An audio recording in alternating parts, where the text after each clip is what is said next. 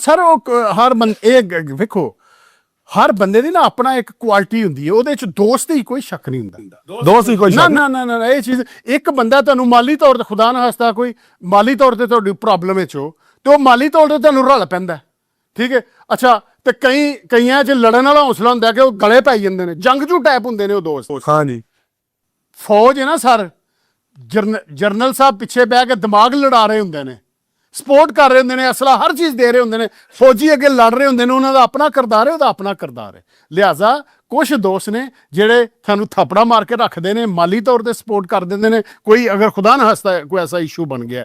ਕੁਛ ਲੋਕ ਐਸੇ ਹੁੰਦੇ ਨੇ ਜਿਹੜੇ ਤੁਹਾਡੇ ਲਈ ਮਰਨ ਤੱਕ ਵੀ ਉਹ ਇੰਨੇ ਜਨੂਨੀ ਟਾਈਪ ਦੋਸਤ ਹੁੰਦੇ ਨੇ ਕਿ ਉਹ ਆਂਦੇ ਨੇ ਤੈਨੂੰ ਨਾ ਲੱਗੇ ਮੈਨੂੰ ਲੱਗੇ। ਉਹ ਚੰਦ ਲੋਕ ਹੁੰਦੇ ਨੇ ਉਸ ਤਰ੍ਹਾਂ ਦੇ ਕਿ ਜਿਹੜੇ ਤੁਹਾਡੇ ਲਈ ਲੜ ਪੈਂਦੇ ਨੇ, ਤੇ ਕੁਛ ਬੰਦੇ ਤੁਹਾਨੂੰ ਦੂਸਰੇ ਵਾਲੇ ਨਾਲ ਸਪੋਰਟ ਕਰਦੇ ਨੇ। ਦੋਸਤ ਵਿੱਚ ਸ਼ੱਕ ਕੋਈ ਨਹੀਂ, ਹਰ ਬੰਦੇ ਦਾ ਆਪਣਾ ਆਪਣਾ ਲੈਵਲ ਹੁੰਦਾ ਹੈ, ਆਪਣਾ ਆਪਣਾ ਇੱਕ ਮੁਕਾਮ ਹੁੰਦਾ, ਹਸੀਅਤ ਹੁੰਦੀ ਹੈ।